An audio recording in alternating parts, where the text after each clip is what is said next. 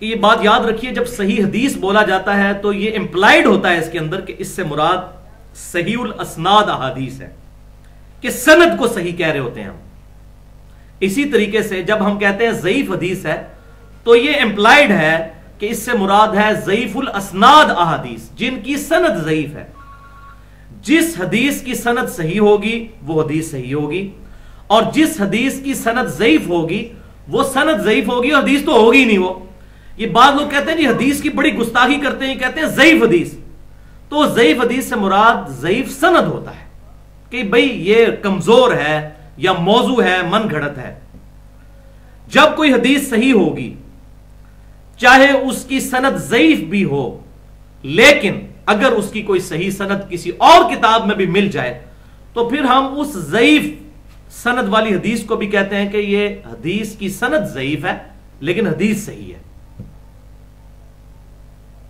اب اس سے اندازہ لگائیں کہ پھر تو چکر ہی کوئی نہ رہا، ہم تو حدیث ماننے کے لیے تیار ہیں، لیکن اگر کوئی حدیث ایسی ہے جس کی کوئی بھی صحیح سند موجود نہیں ہے پوری دنیا کے اندر، تو بھائی وہ پھر حدیث تو نہ ہوئی۔ اور میں آج وہ مثال دوں گا کہ ایسی ایسی حدیثیں موجود ہیں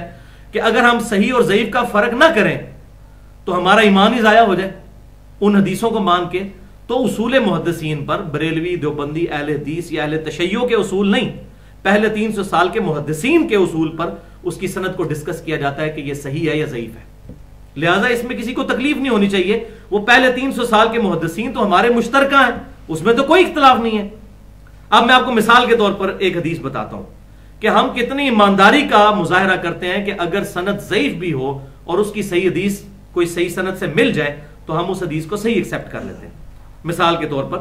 سنن ابی داؤد میں انٹرنیشنل نمبرنگ کے مطابق 2140 نمبر حدیث ہے کہ آپ صلی اللہ علیہ وسلم نے ارشاد فرمایا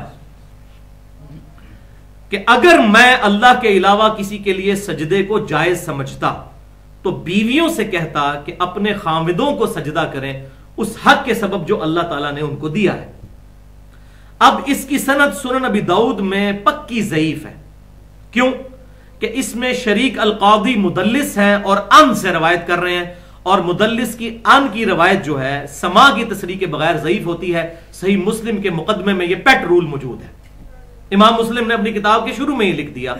کہ یہ پیٹ رول ہے جب تک سما کی تصریح نہ ہو۔ یہ میں انشاءاللہ بعد میں بھی ڈسکس کروں گا اس چیز کو۔ لیکن اسی حدیث کی ایک صحیح سند بھی موجود ہے سنن ابن ماجہ میں انٹرنیشنل نمبرنگ کے مطابق 1853 کسی اور صحابی سے، اور یہی حدیث جو ابو داؤد میں ہے اس کی سما کی تصریح بھی سنن الکبریٰ البہیقی میں انٹرنیشنل نمبرنگ کے مطابق 14482 نمبر حدیث سنن الکبریٰ البہیقی کے اندر، وہاں پر سما کی تصریح کر دی ہے شریک القاضی نے، انہوں نے حدثنی سے حدیث بیان کی ہے، یہاں پر وہ ان سے کر رہے ہیں اور وہاں انہوں نے سما کی تصریح کر دی۔ لہٰذا اب ابو داؤد میں اگرچہ وہ روایت ضعیف ہے لیکن ہم اس کی سند کو ضعیف کہتے ہیں، حدیث کو صحیح کہتے ہیں۔ لیکن اگر کوئی حدیث ایسی ہے جس کی صحیح سند دنیا کی کسی کتاب میں موجود نہیں ہے تو پھر اس کو تو نہیں لیا جا سکتا، وہ تو ایکسیپٹیبل ہی نہیں ہے۔ ورنہ یہاں پر پھر ایک کڑوی بات ہے کہ المصنف ابن ابی شیبہ کا جو سیکنڈ لاسٹ چیپٹر ہے اس چیپٹر کا نام ہی ہے کتاب الرد علی ابی حنیفہ، کہ یہ چیپٹر رد ہے امام ابو حنیفہ رحمۃ اللہ علیہ کے ان فتووں پر جس میں وہ رسول اللہ کی مخالفت کیا کرتے تھے صلی اللہ علیہ وسلم، انہی الفاظ کے ساتھ۔ اب جب یہ آتا ہے چیپٹر سامنے تو پھر ڈاکٹر طاہر القادری صاحب بھی کہتے ہیں نہیں نہیں اس میں فلاں روایت ضعیف ہے، اس میں فلاں روایت ضعیف ہے۔ تو بھئی جب ہم یہ بات کرتے ہیں کہ صحیح اور ضعیف کا فرق ہوتا ہے اس وقت آپ کہتے ہیں نہیں حدیث تو ہے، جیسے ہمارے پاکستان کے سیاسی لیڈر کہتے ہیں کہ ڈگری تو ڈگری ہوتی ہے چاہے جعلی ہو یا اصلی، تو حدیث ہی ہوتی ہے چاہے جعلی ہو یا اصلی، تو فرق تو کرنا ہوگا کہ صحیح ہے یا ضعیف ہے۔ اسی طریقے سے ایک بڑی شرمناک حدیث ہے جو کتابوں میں موجود ہے مسند احمد کے اندر، وہ آگے آئے گی، میں انشاءاللہ اس کو ڈسکس بھی کر لوں گا اس حوالے سے۔ بہرحال اس میں میں نے الگ سے تقریباً